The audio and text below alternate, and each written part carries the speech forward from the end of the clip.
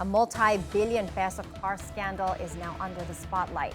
An investigation is underway to determine whether the luxury cars owned by the Discaya couple were smuggled or underdeclared, with potential sanctions estimated at up to 3 billion pesos.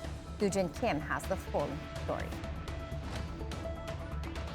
Penalties could soar up to 6 times for illegally imported luxury vehicles, a looming sanction if fraud is proven in the case of the Discaya couple's fleet of 40 high-end cars.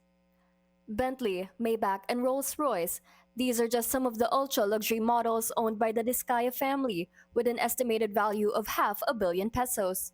If these cars entered the country illegally or were underdeclared, penalties could reach as much as 3 billion pesos.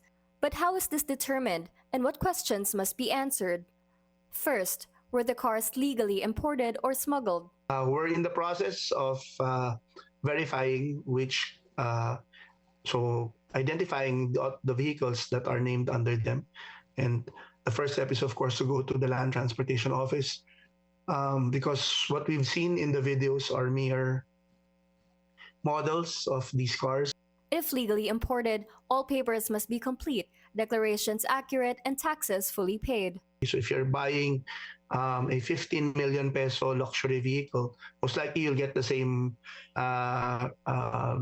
amount that you're going to pay now, in terms of both duties, taxes that are due to that particular vehicle. If smuggled, authorities could suspect dummy importers, underdeclaration, or tax evasion. The BOC says the investigation may take 15 to 30 days. So it takes a little bit more time for that. But if they're not able to produce any of the financial documents that we will be asking of them, then we can also make a conclusion based on the records that the Bureau of Customs have. If violations are confirmed, civil and criminal liabilities will apply, including sanctions under the Customs Modernization and Tariff Act. So there may be a penalty for imprisonment that's accompanying these violations, especially if they're tainted with fraud.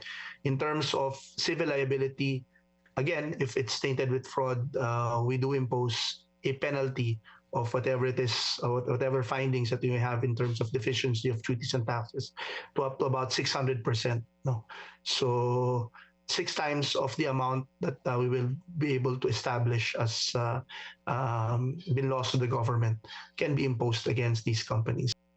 Customs also has the power to levy or restrain the Discaya properties until civil obligations are settled.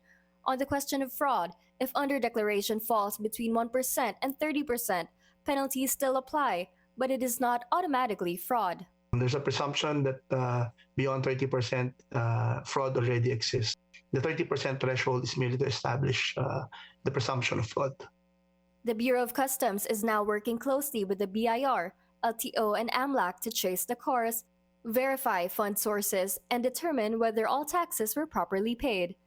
Jin Kim, Billionaire News Channel.